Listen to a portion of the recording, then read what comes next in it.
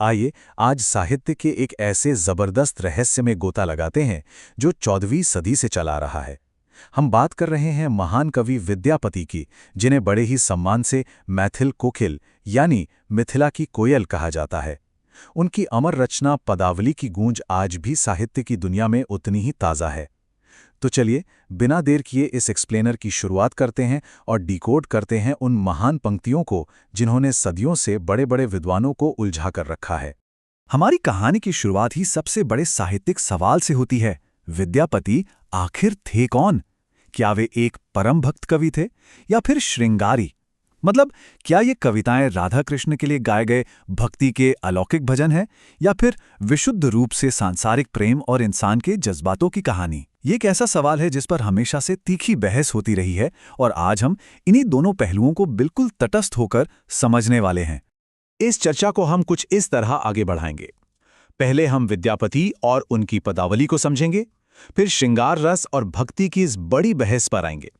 उसके बाद उनकी एक बेहद मशहूर कविता चानन भेल विषम सर का विश्लेषण करेंगे, विरह की उस मार्मिक पीड़ा को महसूस करेंगे और आखिर में उनकी काव्यगत विशेषताओं पर बात करेंगे।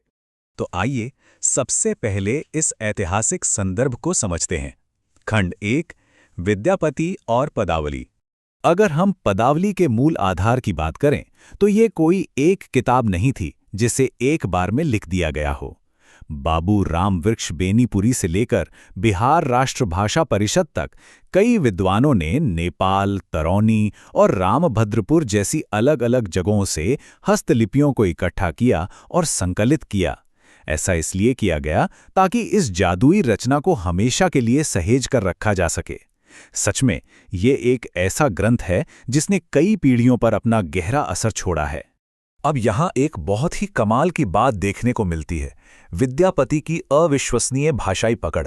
जरा सोचिए, उनकी महारत सिर्फ एक भाषा तक सीमित नहीं थी। वे संस्कृत, अवहट और इस खास कविता की भाषा मैथिली तीनों के उस्ताद थे। और यही वो खूबी थी जिसने उन्हें राजदरबार के साथ साथ आम जनजीवन के बीच भी इतना लोकप्रिय बना दिया था। अब आते हैं उस बड़े सवाल पर। खंड 2, श्रृंगार रस बनाम भक्ति। इस पूरी बहस को अगर हम बांट कर देखें तो तस्वीर बड़ी साफ नजर आती है। एक तरफ वो नजरिया है जो इन कविताओं को विशुद्ध भक्ति मानता है, जहां राधा और कृष्ण का मिलन दरअसल आत्मा और परमात्मा का मिलन है, और जहां शिव और गणेश की स्तुतियां भी शामिल हैं। लेकिन दूसरी तरफ श्रृंगार रस का एक बड़ा ही मजबूत तर्क है। यहां राज दरबार का माहौल है, शारीरिक सुंदरता पर पूरा फोकस है और एक आम इंसानी प्रेम और जुनून को दर्शाया गया है। इस बारे में डॉक्टर शिवदत्त शर्मा का अकेडमिक शोध बड़ा दिलचस्प है। उनका साफ कहना है कि विद्यापति मूल रूप से एक दरबारी कवि थे।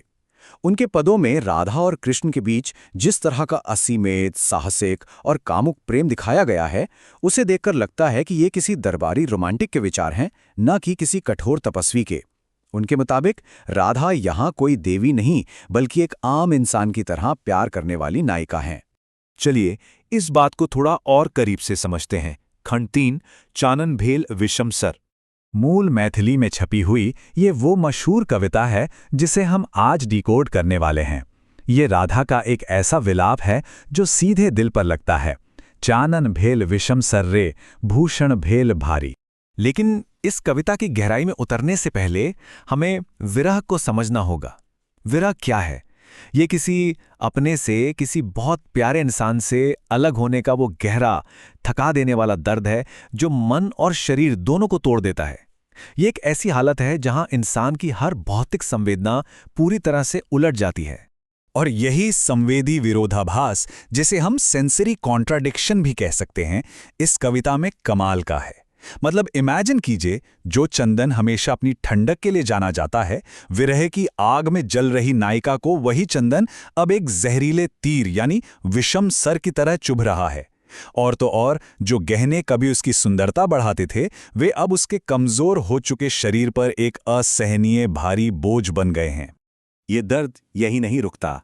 आगे बढ़ते हैं खंड 4 की तरफ, विरह की मार्मिक पीड़ा। इस कविता में रोजमर्रा की चीजों से एक एक दृश्य इतने प्रभावशाली ढंग से उकेरा गया है कि पूछिए मत। कृष्ण अब सपनों में भी नहीं आते। नायिका बिल्कुल अकेली कदम के पेड़ के नीचे खड़ी होकर रास्ता जो रही है। उसका शरीर विरह की आग में जल रहा है और जो सबसे दिल छू लेने वाली बात है, झामर भेले सारी, यानी उसकी साड़ी मैली हो गई है।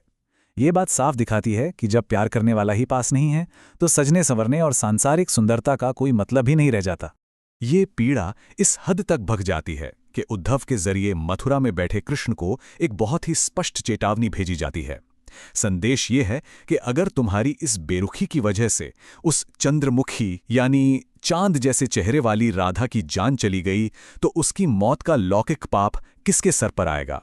ये पंक्ति सच में उस चरम सीमा को दिखाती है जहां बात सीधे जिंदगी और मौत पर आ टिकी है। अब हम इसके साहित्यिक पहलू को देखते हैं। खंड 5 काव्यगत विशेषताएं। आखिर क्यों ये रचना एक मास्टरपीस है? विद्यापति की असली जीनियस इस बात में है कि उन्होंने एकदम प्रमाणिक मैथिली शब्दावली की मिठास को भावनाओं की अतिशयोक्ति यानी एक्सट्रीम इमोशनल एग्जैजरेशन के साथ मिला दिया। उनका संवेदनाओं को पलटने का तरीका और नायिका के मन की गहराई का जो मनोवैज्ञानिक चित्रण है, वो एक आम से दिल टूटने के एहसास को एक महाकाव्य जैसी अनुभूति में बदल देता है। इस बात को महान कवि सूर्यकांत त्रिपाठी निराला जी ने बहुत ही बेहतरीन ढंग से पकड़ा है। उन्होंने विद्यापति की कविताओं की मादकता यानी उसके नशे की तुलना नागिन के जहर से की है, और ये बिल्कुल सटीक है। ये बताता है कि कितनी तेजी से और कितनी गहराई तक इन पंक्तियों की मीठी जहरीली कशिश किसी भी पाठक के दिल और दिमाग पर छा सकती है। तो इस एक्सप्लेनर के अंत में हम उसी बड़े सवाल पर वापस लौटते हैं जो हमने शुरू में पूछा था। क्या विरह के इस चरम दर्द और इस जहरीली सुंदरता को पढ़ना इस पूरी रचना को एक आध्यात्मिक प्रार्थना बना देता है, या फिर ये इंसानी भावनाओं से जुड़ा हुआ दुनिया का सबसे बेहतरीन श्रृंगारिक गीत है? जवाब चाहे जो भी हो, विद्यापति की इस अमर रचना का जादू आज भी बेजोड़ है। इस विश्लेषण में साथ बने रहने के लिए बहुत बहुत शुक्रिया। विचार करते रहिए और सीखते रहिए।